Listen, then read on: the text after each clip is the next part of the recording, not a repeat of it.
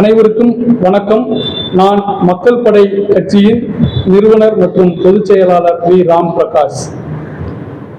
இன்றைய தினம் நமது கட்சியின் அடுத்த கட்ட வேட்பாளர்களை அறிவிக்கும் நாளாக இன்று வந்திருக்கும் அனைவருக்கும் நன்றியை தெரிவித்துக் கொள்கின்றேன்.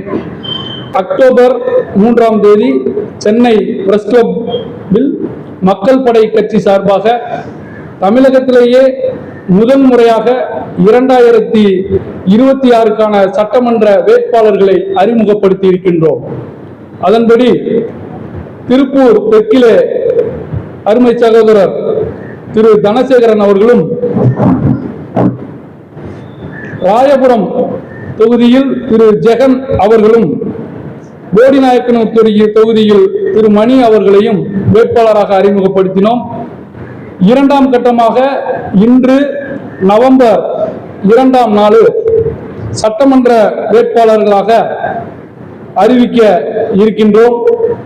அதன்படி திருப்பூர் மாவட்டம் உடுமலைப்பேட்டையைச் சேர்ந்த திரு ஆறுமுகம் அவர்களை உடுமலைப்பேட்டை சட்டமன்ற வேட்பாளராக இன்று உங்கள் முன் அறிவிக்கின்றோம்.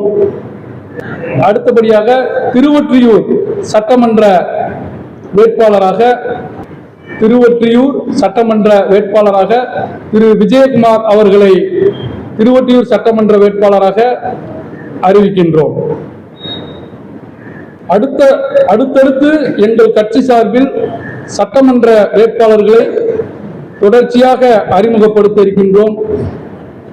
இதற்கு முன்பு அறிவிக்கப்பட்ட வேட்பாளர்களுக்கும் தற்போது அறிவிக்கப்பட்ட வேட்பாளர்களுக்கும் என் மனமார்ந்த வாழ்த்துக்களை தெரிவித்துக் கொள்கின்றேன்.